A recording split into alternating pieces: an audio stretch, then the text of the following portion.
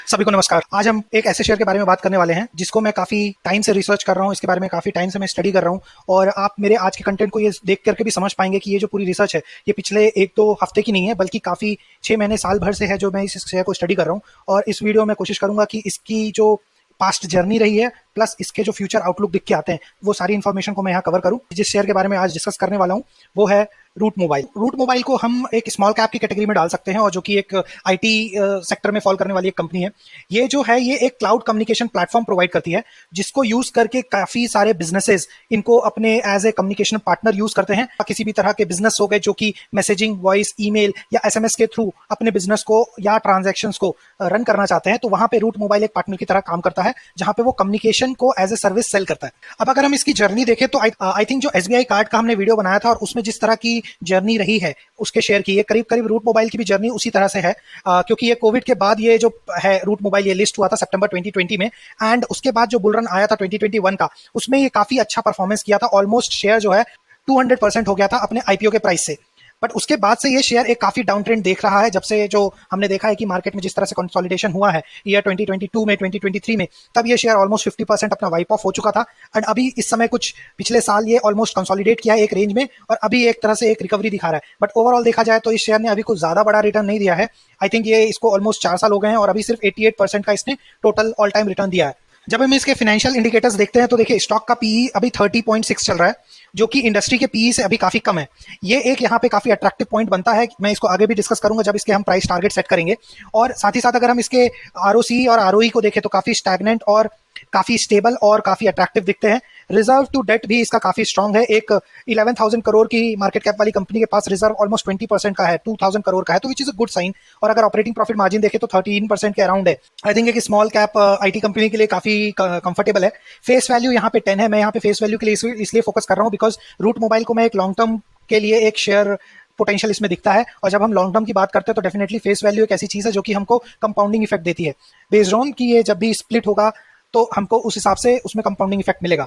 अब जैसे कि हमने प्राइस पैटर्न को तो देख ही लिया, लेकिन अगर हम इसके पीई को स्टडी करें सो पीई स्टार्ट के टाइम पे जब ये आईपीओ लॉन्च हुआ था तो काफी इन्फ्लेटेड पीई था और ये पीई अभी पूरी तरह से श्रिंक हो चुका है। और इस श्रिंक के पीछे पूरा एक बहुत पॉजिटिव रीजन है जो कि आप यहाँ पे ब्लू बड़े बड़े बिल्डिंग्स लाइन देख रहे हो। यानी कि जो इसके ईपीएस है ये काफी पिछले 2 सालों से काफी अच्छे ग्रो कर रहे हैं और जिसकी वजह से ये जो पीई था वो 130 से कम होकर के ऑलमोस्ट अभी 30 के अराउंड आ गया है। तो पीई में काफी श्रिंक देखा गया है और काफी पॉजिटिव रीजन है जिसकी वजह से यहाँ पे पीई श्रिंक हुआ है। अगर हम इसके सेल्स और मार्जिन को भी देखें तो डेफिनेटली यहाँ पे देखिए जो इसके ग्रॉस प्रॉफिट मार्जिन है काफी स्टेबल है 20% के अराउंड। और अगर इसके हम ऑपरेटिंग प्रॉफिट मार्जिन देखें तो वो भी काफी स्टेबल है विच इज अराउंड 12%, 13%। और अगर नेट प्रॉफिट मार्जिन देखें तो वो भी काफी स्टेबल है। सो अगर देखा जाए तो बिजनेस मॉडल के नजरिए से इनके मार्जिन स्टेबल है और साथ ही साथ जो हम इसके क्वार्टरली सेल्स देख पा रहे हैं वो भी इंक्रीज हो रहा है। अगर हम यहाँ पे आईटी सॉफ्टवेयर सेगमेंट में स्मॉल कैप के पीयर कंपैरिजन करते हैं तो हम देखेंगे कि इस समय इसका काफी श्रिंक्ड पीई है as compare to the competition. So that's why यहाँ पे एक काफी पीई एक्सपेंशन की अपॉर्चुनिटी दिखती है। और अगर आपको इसको रियली कंपेयर करना है तो I think the best comparison होगा ओरेकल फाइनेंशियल सर्विसेज का, क्योंकि ओरेकल फाइनेंशियल सर्विसेज भी एक पीई एक्सपेंशन का बहुत अच्छा एग्जांपल रहा है। क्योंकि पिछले 6 महीने पहले जब इसका पीई ओरेकल का काफी कम हुआ करता था और वो पीई जब एक्सपैंड हुआ है तो शेयर ऑलमोस्ट डबल हो गया था प्राइस। सो वही चीज यहाँ पे भी आप एक्सपेक्टेशन रख सकते हो, जब ये पीई इसका एक्सपैंड करेगा तो डेफिनेटली प्राइस में इंक्रीज होगी। ये हो गया रीजन नंबर 1। सेकंड रीजन है इसका इंट्रिंसिक वैल्यू। इसका इंट्रिंसिक वैल्यू जो है अभी 2000 के अराउंड है, यानी कि ये अभी अपने इंट्रिंसिक वैल्यू से काफी कम है, ऑलमोस्ट 10% कम कुछ ऐसा दिख रहा है। तो यहाँ पे भी एक अच्छा पोटेंशियल दिखता है अपसाइड का। अगर हम रिजल्ट्स की बात करें तो डेफिनेटली जो इनके सेल्स हैं वो काफी कंफर्टेबल तरीके से ग्रो कर रहे हैं ईयर ऑन ईयर। और रिसेंटली देखा जाए तो ये हर 2 साल में ऑलमोस्ट डबल कर रहे हैं अपने सेल्स को। और साथ ही साथ अगर ऑपरेटिंग प्रॉफिट मार्जिन देखें तो स्टेबल है, जिसकी वजह से जो नेट प्रॉफिट है वो भी काफी अच्छी तरीके से प्रोपोर्शनली ग्रो कर रहा है। एंड इसी वजह से देखा जाए तो इनके जो प्रॉफिट है वो ऑलमोस्ट अभी 389 करोड़ के अराउंड है। इसके ईपीएस ग्रोथ को देखेंगे तो ईपीएस इसका अभी ऑलमोस्ट 60 के अराउंड है, जो कि पिछले साल से इतना ज्यादा ग्रोथ तो नहीं किया क्योंकि पिछले साल इतनी ज्यादा ग्रोथ नहीं आई है सेल्स में। बट पिछले ईयर 2021 से 2022 से ऑलमोस्ट जो ईपीएस है वो डबल हो गया है। और सेम चीज आपको यहाँ पे प्रॉफिट ग्रोथ में भी दिखेगी कि जो 12 मंथ्स है उसमें जो प्रॉफिट है वो सिर्फ 11% से बढ़ा है, बट 3 साल का और 5 साल का जो प्रॉफिट ग्रोथ है वो 40-45% है। और इसी की वजह से काफी पॉजिटिव आउटलुक यहाँ दिख के आता है कि इसके फ्यूचर एस्टिमेट में भी हम यहाँ पे प्रॉफिट ग्रोथ एक्सपेक्ट कर सकते हैं। शेयर होल्डिंग पैटर्न की अगर हम बात करें तो देखिए काफी स्टेबल शेयर होल्डिंग पैटर्न रही है प्रमोटर ग्रुप की। एक टाइम पे इन्होंने 65 का 59 किया था 2021 में, but at the same time वहां पे अगर आप देखेंगे तो जो बाइंग हुई थी वो एफआईआई ने 15 का 20 कर लिया था जब ये सेलिंग हुई थी। एंड जो अभी जाकर के भी 15 के अराउंड एफआईआई होल्ड करते हैं, डीआईआई 5% के अराउंड होल्ड करते हैं, और जो पब्लिक है वो अभी 20% है। सो जो अगर देखा जाए तो शेयर होल्डिंग पैटर्न काफी स्टेबल लग रहा है। बट यहाँ पे मैं एक डिटेल में जाऊंगा बिकॉज यहाँ पे पिछले साल जो रूट मोबाइल है उसने अपने ओनरशिप एक पूरी पूरी कंपनी को बेची है, प्रॉक्सिमस को, और उसके बारे में हम डिटेल में काफी अच्छे से समझेंगे। बट उससे पहले एक बार और कंपनी को थोड़ा डिटेल में समझ लेते हैं, बिकॉज हम जो कि यहाँ पे एक लॉन्ग टर्म के लिए अगर इस स्टॉक को एनालाइज कर रहे हैं तो डेफिनेटली बहुत जरूरी है कि हम इसको एकदम बेस लेवल पे समझें। तो जो ये रूट मोबाइल है ये कम्युनिकेशन सोल्यूशन प्रोवाइड करता है। कम्युनिकेशन इन टर्म्स ऑफ कि कोई भी अगर बिजनेस ग्रुप है वो अपने कस्टमर को या अपने यूजर को किसी भी तरह का कम्युनिकेशन भेजना चाहता है तो रूट मोबाइल वो प्लेटफॉर्म प्रोवाइड करता है जहां से कोई भी जो बिजनेस है और जो एंटरप्राइज है वो अपने कंज्यूमर को मैसेजेस भेज सकता है। इसीलिए ये जो है ये सीपास कैटेगरी में फॉल करता है, communication platform as a service. ये कौन कौन से प्लेटफॉर्म यूज करते हैं? व्हाट्सएप, ईमेल, एसएमएस, रूबोट, वाइबर, आरसीएस, ये अलग अलग इनके प्लेटफॉर्म्स हैं, सिस्टम्स हैं जिनको यूज करके रूट मोबाइल अपने सर्विसेज प्रोवाइड करता है। इसको अगर और डिटेल में समझे तो देखिए ये आइडेंटिटी सॉल्यूशन प्रोवाइड करता है, यानी कि अगर कोई भी कंपनी, ब्रांड या यूजर किसी भी तरह के ऑटोफिल मैसेजेस या ऑटो सेलेक्टेड रिस्पॉन्सेस डिजाइन करना चाहते हैं तो यहाँ पे ब्रांड और यूजर के लिए वो दोनों तरह के सॉल्यूशन प्रोवाइड करता है। ब्रांड के लिए कोई भी ब्रांडेड मैसेज, ब्रांडेड कॉल्स और ट्रू वेरीफाइड कॉल्स ये डिजाइन करके देता है। यानी कि अगर आपने देखा होगा तो कई ऑटोमेटिक रिस्पॉन्सेज होते हैं, कई चैट बोट्स के या कई ऐसे कस्टमर सर्विस चैट ग्रुप्स के जहां पे ये ऑलरेडी डिजाइन मैसेजेस होते हैं, और ये आइडेंटिटी सॉल्यूशन वहां पे एक एंटरप्राइज को प्रोवाइड करता है। यूजर्स के लिए इंपॉर्टेंट हो जाता है जैसे कि 4 नंबर वेरिफिकेशन करना, किसी भी फॉर्म को ऑटोफिल करना, ऑथराइजेशन करना, इस तरह की चीजें ये काफी आइडेंटिटी सॉल्यूशन यहाँ पे प्रोवाइड करता है। मैसेजिंग जो कि इनका सबसे बड़ा मेजर सेगमेंट है, यहाँ पे इन्होंने कई अलग अलग तरीके के मैसेजिंग सर्विसेज को प्रोवाइड किया हुआ है। इसमें आता है एप्लीकेशन टू पीयर मैसेजिंग, यानी कि कोई भी एप्लीकेशन हो, ठीक है, अगर वो एप्लीकेशन अपने कंज्यूमर को किसी भी तरह के मैसेजेस भेजना चाहता है तो वो A2P मैसेजिंग के कैटेगरी में फॉल करेगा। इसका बेस्ट एग्जांपल्स है जो कि इस समय हम बैंक के जितने भी ट्रांजैक्शंस करते हैं, नोटिफिकेशन करते हैं, कोई भी डिलीवरी अलर्ट्स आती है, ट्रैवल अपडेट्स आते हैं या किसी भी तरह के प्रमोशन ऑफर आते हैं, तो यहाँ पे जो A2P जो मैसेजेस होते हैं ये एक एंटरप्राइज अपने कस्टमर को भेजता है रूट मोबाइल के थ्रू।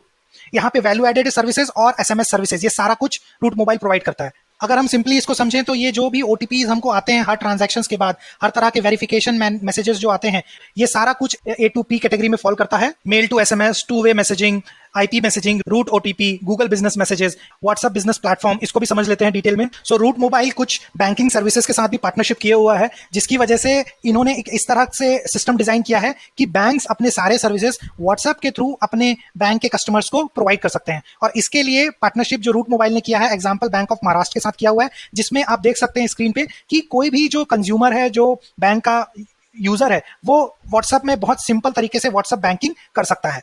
और सेम यही व्हाट्सएप बेस्ड सर्विसेज इन्होंने अलग अलग बिजनेसेस के साथ भी पार्टनरशिप किए हुए हैं।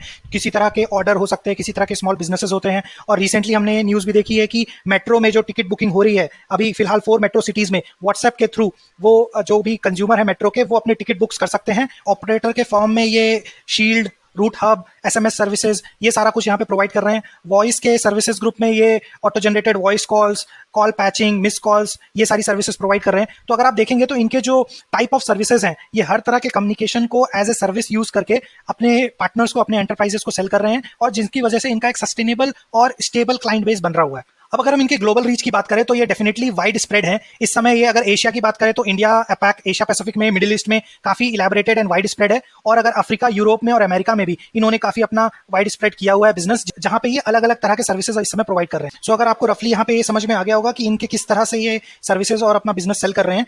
अगर कुछ एग्जाम्पल में बोलूँ तो देखिए, न्यू कस्टमर जो इन्होंने रिसेंटली विन किया है तो ऑलमोस्ट मोर देन 10 कंट्रीज में ये सीपैस की सर्विस प्रोवाइड कर रहे हैं। One of the big example है कि इन्होंने वोडाफोन आइडिया के साथ पार्टनरशिप किया हुआ है, जहां पे ये A2P मोनेटाइजेशन का कॉन्ट्रैक्ट ऑलरेडी इनका एक्टिव हो चुका है।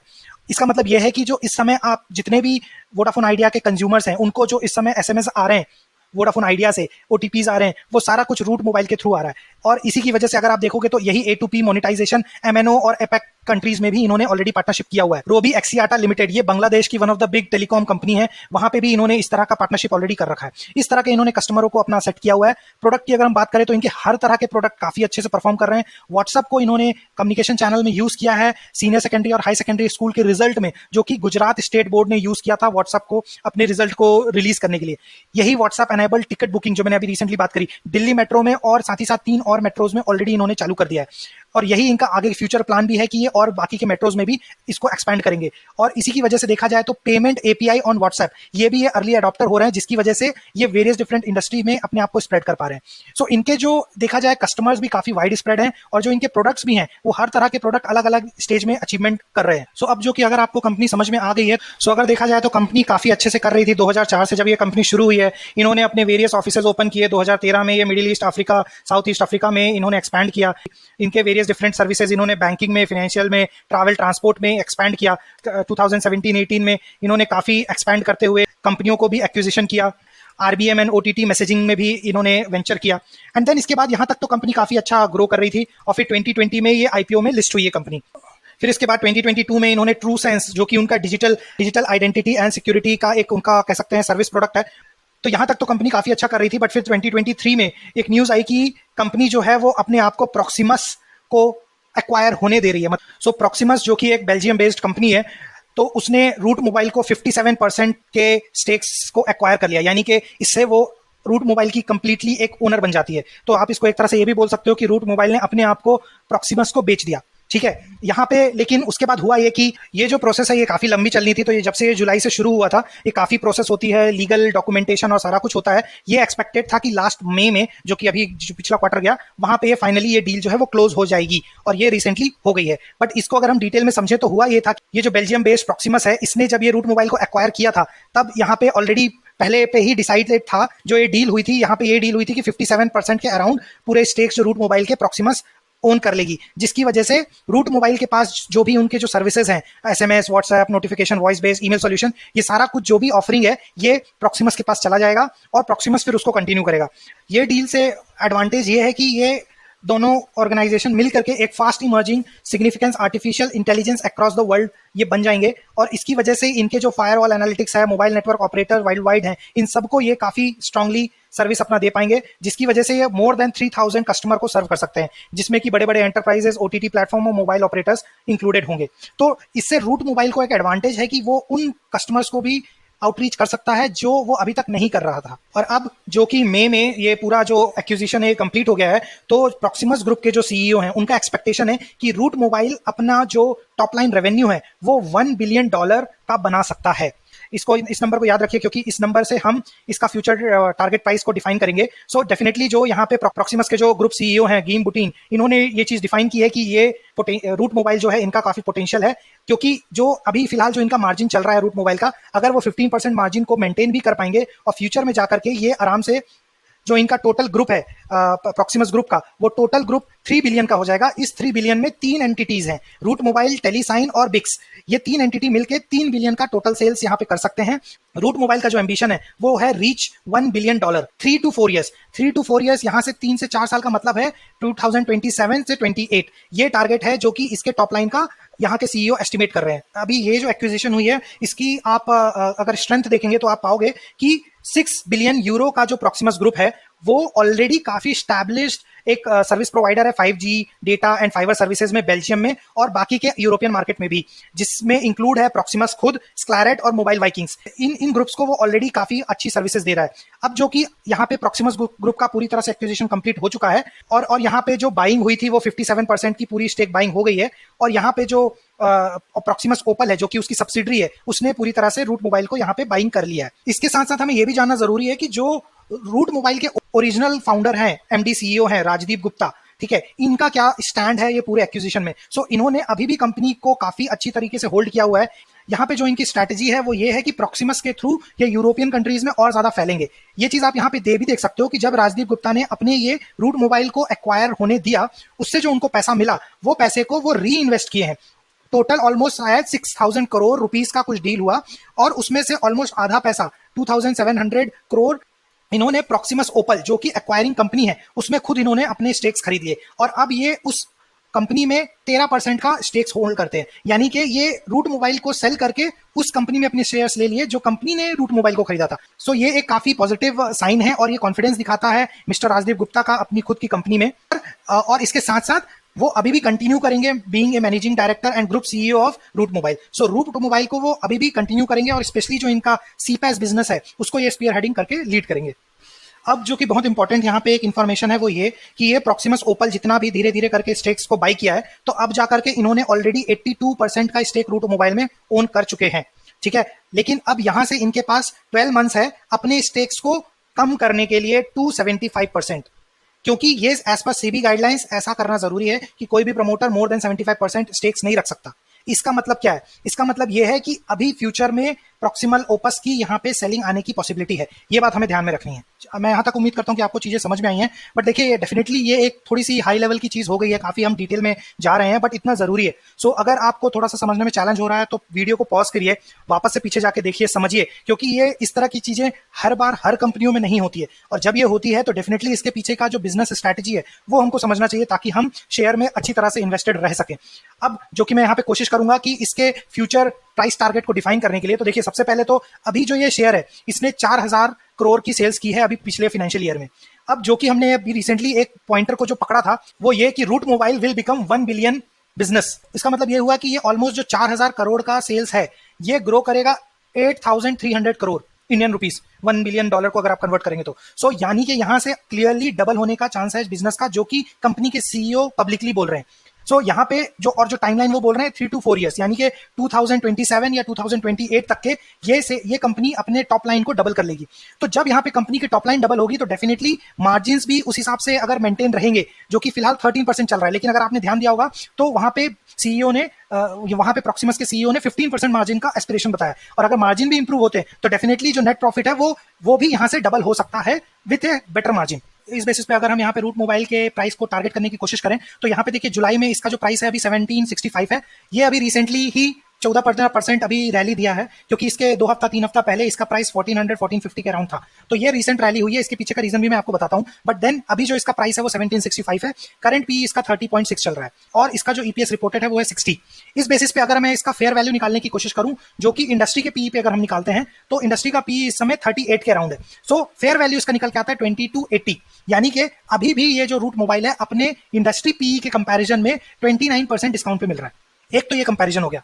दूसरा कंपैरिजन अगर मैं इसके मीडियन पी पे करूं, क्योंकि इसका हिस्टोरिकल में जो मीडियन देखा गया है वो 45 का देखा गया है, और उसके अकॉर्डिंगली अगर देखा जाए तो स्मॉल आईटी कैप की कंपनी का 40-45 होना एक काफी जस्टिफाइबल पीई है। सो उसके बेसिस पे अगर हम मीडियन पीई देखें तो इसका जो फेयर वैल्यू आता है वो 2600 आता है, यानी कि करंट प्राइस से ऑलमोस्ट 50% अभी ये आपको फेयर वैल्यू से डिस्काउंटेड प्राइस पे मिल रहा है। सो ये तो अभी हो गया इसका करंट प्राइस का एनालिसिस। अब अगर हम इसके फ्यूचर प्राइस को देखें तो देखिए जो इसका ईपीएस ग्रोथ प्रोजेक्टेड है ट्रेंड लाइन में वो 18% से ग्रोथ प्रोजेक्टेड, यानी कि 70 का ईपीएस पे ये लैंड करेगा। अगर मैं यहाँ पे इसकी टारगेट प्राइस देखूं एट द मीडियन पीई तो ये जो शेयर का प्राइस आता है वो 3000 के अराउंड आता है इजीली, यानी कि करंट प्राइस से 76% का अपसाइड विद इन 1 ईयर। ये हो गया 1 ईयर का टारगेट। बट अगर हम और इसको फ्यूचर फोरकास्ट करें तो ईपीएस की जो ग्रोथ है वो अब हम यहाँ पे एस्टिमेट करेंगे 30% से। क्यों? क्योंकि अगर जो टॉप लाइन सेल्स है जो कि हमने बात करी थी कि 2027 तक डबल हो जाएगी, तो उस हिसाब से देखा जाए तो ईपीएस को 30% से ग्रो होना पड़ेगा, तब जाकर के वो टॉप लाइन भी रेवेन्यू ग्रो करेगी। इसलिए जो ईपीएस है वो 120 के अराउंड आएगा, और इसकी वजह से जो प्राइस निकल के आता है 2027 में वो आता है ऑलमोस्ट 6000 के प्राइस पॉइंट पे ये टारगेट यहाँ पे बनता है, जो कि करंट प्राइस से ऑलमोस्ट 230% का अपसाइड है। ये ईपीएस को मैं डबल कंफर्मेशन आपको देता हूं। अगर हम इसके एनुअल शीट देखेंगे तो जो इसका 4000 करोड़ का जो टॉप लाइन है उसके बेसिस पे अगर ये कंपनी 60 का ईपीएस बनाती है तो हम बात कर रहे थे कि ये डबल हो जाएगा, राइट, 8000 करोड़ के अराउंड हो जाएगा bye 3rd year and 4th year. तो जो ईपीएस भी है वो 60 का डबल होकर के 120 हो जाएगा। सो यही चीज मैंने यहाँ पे भी प्रोजेक्ट की है कि with in 4 years 3 to 4 years ये 120 इसका ईपीएस ग्रो करेगा, एंड इसीलिए जो इसका ये प्राइस है वो काफी जस्टिफाइबल है। सो ये इसका फ्यूचर टारगेट निकल के आता है। बट अगर हम और इसको 5 इयर्स के टारगेट को सेट करने की कोशिश करें तो हम कंटिन्यू करेंगे with the same intensity of 30% EPS growth, तो ईपीएस ग्रो करके हो जाएगा 201, एंड तब इस प्राइस का, तब जो है इस रूट मोबाइल का जो शेयर प्राइस है वो 10,000 के अराउंड का टारगेट आता है, जो कि करंट प्राइस से ऑलमोस्ट 470% का पॉसिबिलिटी है, यानी कि जो पैसा है वो ऑलमोस्ट 5x हो सकता है, 5 गुना हो सकता है, जो कि यहाँ पे प्रोजेक्शन यहाँ पे क्लियरली दिख रहा है। कोई भी इन्वेस्टमेंट करने से पहले आप अपने फाइनेंशियल एडवाइजर से पूछिए, इंडिविजुअल सेल्फ एनालिसिस कीजिए, क्योंकि ये मेरा यहाँ पे सिर्फ ओपिनियन है, ताकि आपको ये शेयर की पोटेंशियल समझ में आए, इससे आपको अवेयरनेस मिले और आप इसमें एक अपना इंसाइटफुल डिसीजन ले सके। आगे अगर हम इस पे कंटिन्यू करते हैं, अब जो बात आती है वो ये होती है कि ये जो इन्होंने प्रोजेक्शन किया है 4000 करोड़ को 8000 करोड़ करने की, ये पैसा आएगा कहां से? इसकी कंफर्मेशन के लिए हमको कॉन कॉल्स में जानी पड़ेगी और उसमें से कुछ इन्फॉर्मेशन निकालनी पड़ेगी। तो चलिए हम कॉन कॉल को रिव्यू करते हैं। लेकिन उससे पहले एक रिक्वेस्ट है मेरी कि हमारे डिसिप्लिन इन्वेस्टर के चैनल के कम्युनिटी टैब में हमने एक पोल रन कर रहे हैं, जहां पे हम आपसे पूछ रहे हैं कि आपको स्टॉक मार्केट में इन्वेस्टमेंट करते कितना टाइम हुआ है। सो प्लीज आप यहाँ पे वोट कीजिए कि आपको 6 महीने, 1 साल, 3 साल या 5 साल हुए हैं, बिकॉज इस इन्फॉर्मेशन को यूज करके हम आगे की वीडियोस बनाएंगे, जहां पे हम टाइप ऑफ इन्वेस्टर के लिए स्ट्रैटेजी डिजाइन करेंगे कि जो लोग नए होते हैं उनको किन चीजों का ध्यान रखना चाहिए और जो लोग काफी एक्सपीरियंस है मार्केट में उनको किन चीजों का ध्यान रखना चाहिए। तो प्लीज आप इस पोल को जाकर के प्लीज वोट कीजिए। एंड अब हम वापस आते हैं कॉन कॉल के रिव्यू में। तो जैसा कि बोला गया कि इनको एक बहुत बड़ी डील मिली हुई है, वोडाफोन आइडिया की डील। यहाँ पे इन्होंने जो डील इनको आई है वो अप्रैल 1 से लाइव हुई है, यानी कि जो पिछला क्वार्टरली रिपोर्ट आया था उसमें ये रेवेन्यू नहीं एडेड थे, उसमें ये इनका जो डील हुआ था इसकी रेवेन्यू ऐड होगी और इसकी वजह से इनके टारगेट्स हैं जो FY25 है वो काफी अच्छे से अचीव होगा। एक ऐसा पैरामीटर जो कि इनके परफॉर्मेंस को थोड़ा नीचे की तरफ खींच रहा है वो पर्टिकुलरली इनका मिस्टर मैसेजिंग जो इनका प्लेटफॉर्म है, जो कि मसेवियन यानी कि इनके नाइजीरिया एंड अफ्रीका में ये चलता है, वहां पे एक वीक परफॉर्मेंस देखी गई है जिसकी वजह से इनकी परफॉर्मेंस डाउन आ रही है। इसके पीछे जो राजदीप गुप्ता है वो कहते हैं कि रिसेंट जो रशिया यूक्रेन का वॉर हुआ था उसकी वजह से और जियोपॉलिटिकल इश्यूज की वजह से ये जो मिस्टर मैसेजिंग की जो परफॉर्मेंस है मसेवियन में, वहां पे काफी स्ट्रगल की है पिछले क्वार्टर में, बट आने वाले समय में ये रिकवर कर लेगी और फेयरली ये वापस नॉर्मल रन करेगी। एक एडिशनल इन्फॉर्मेशन अगर हम बात करें तो जो इनकी वोडाफोन आइडिया की जो डील थी उससे इनको इंक्रीमेंट, वो डील क्लोज हो चुकी है ऑलरेडी और 1 अप्रैल से शुरू भी हुई है। जब ये डील पूरी तरह से कंप्लीट होगी तो ऑलमोस्ट 500 से 600 करोड़ की ये डील है, यानी कि आप देखिए कि जो ये कंपनी अभी 4000 करोड़ कर रही है इसमें 500 करोड़ तो सिर्फ एक डील यानी कि वोडाफोन आइडिया की डील से ऐड हो जाएगा, यानी कि 10% इनका रेवेन्यू तो सिर्फ एक डील से आएगा, यानी कि इसका ईपीएस भी जो है वो 10% यानी कि 60 का 66 हो जाएगा सिर्फ ये वोडाफोन आइडिया के डील की वजह से। सो यहाँ पे समरी में देखा जाए तो इनका मानना है कि जो FY25 है वो यहाँ से काफी अच्छा दिखता है और यहाँ से काफी अच्छी ग्रोथ होने की इनकी पॉसिबिलिटी क्लियरली इनको दिख रही है। अगर आपने यहाँ तक सुना है तो देखिए डेफिनेटली आपको मेरा अप्रोच और मेरी एनालिसिस अच्छी लगी है तो वीडियो को लाइक कीजिए और जो मैं फाइनल स्टेटमेंट यहाँ बोलने वाला हूँ वो टेक्निकली यहाँ पे क्या स्टैंड होता है वो समझ लीजिए, क्योंकि जो चार्ट पैटर्न दिख रहा है वो इस समय ये दिखता है कि एक काफी अच्छा स्ट्रॉन्ग बेस तो बन गया है जो कि एक अपसाइड चैनल दिख रही है। और अगर इसके हिसाब से देखा जाए तो एक अभी जो रिसेंट मूवमेंट आया है ये एक पर्टिकुलरली एक ट्रेड मूवमेंट रहा, क्योंकि अभी इनको रिसेंटली व्हाट्सएप के थ्रू मेट्रो की टिकट्स हैदराबाद पुणे के लिए इनको लाइसेंस मिला है जिसकी वजह से ये ट्रेडिंग हुई है। और अगर आप इसी को देखेंगे तो इसके बेसिस पे कोई भी बल्क डील नहीं हुई है, यहाँ पे कोई भी बड़ा बायर नहीं आया है और ये बेसिकली जो है ये एक तरह से ट्रेडिंग ही मूवमेंट हुआ है। तो अगर यहाँ पे समराइज करें तो ये जो अपसाइड आया है ये उतना सस्टेनेबल नहीं लगता, पॉइंट 1। पॉइंट 2 अगर देखा जाए तो क्योंकि ये जो रैली आई है ये रिजल्ट के आने तक के थोड़ा सा सब्सिडाइज होगी और हो सकता है थोड़ा सा नीचे की तरफ आए, तो आपको यहाँ पे 1600 1500 का एक अच्छा एंट्री लेवल पॉइंट मिलेगा। बट सबसे इंपॉर्टेंट बात ये होगी कि हमें ध्यान रखना पड़ेगा कि प्रॉक्सिमस ओपल जो होल्डिंग है इसकी अभी फिलहाल 82% है और इसको सीबी के गाइडेंस के अकॉर्डिंगली इसको 75% अपनी होल्डिंग लानी पड़ेगी, यानी कि आगे आने वाले 12 महीने में जो प्रमोटर है वो अपने 7% सेल सेल करेगा। अब ये कब सेल करेगा ये देखने वाली बात होगी, क्योंकि जब भी ये सेल करेगा एक सेलिंग प्रेशर आएगा और जैसे कि हमने एसबीआई कार्ड में देखा था कि जब सेलिंग प्रेशर आता है तो शेयर ऊपर की तरफ मूव नहीं करता। लेकिन ओवरऑल अगर हम बोले तो रूट मोबाइल काफी एक इनोवेटिव बिजनेस है और न्यू टेक्नोलॉजी वाला बिजनेस है। लॉन्ग रन में ये काफी अच्छा वाइड स्प्रेड ग्लोबल तरह की कंपनी है, जैसे जैसे ये ग्रो करेंगे वैसे वैसे इसके शेयर में भी प्रॉफिटेबिलिटी आएगी। सो ये जो शेयर है ये वेरी वेरी लॉन्ग टर्म का शेयर है, इसको आप वॉच लिस्ट में रख सकते हैं और टाइम टू टाइम रिव्यू कर सकते हैं। याद रखिएगा अगेन कि ये एक स्मॉल कैप है, 2 साल में 3 साल में ये एक मिड कैप हो जाएगा, बट उसके बाद भी आपको आपका जो वेटेज एलोकेशन है पोर्टफोलियो का वो अकॉर्डिंगली आपको ध्यान रखना पड़ेगा कि आप उस हिसाब से इसमें उतने शेयर्स एलोकेट करें। आने वाले समय में हम रूट मोबाइल को डेफिनेटली हर क्वार्टर में इसके रिजल्ट को भी कोशिश करेंगे कवर करने के लिए, क्योंकि ये काफी इंटरेस्टिंग बिजनेस दिखता है। अभी के लिए इतना ही, थैंक यू एवरीवन।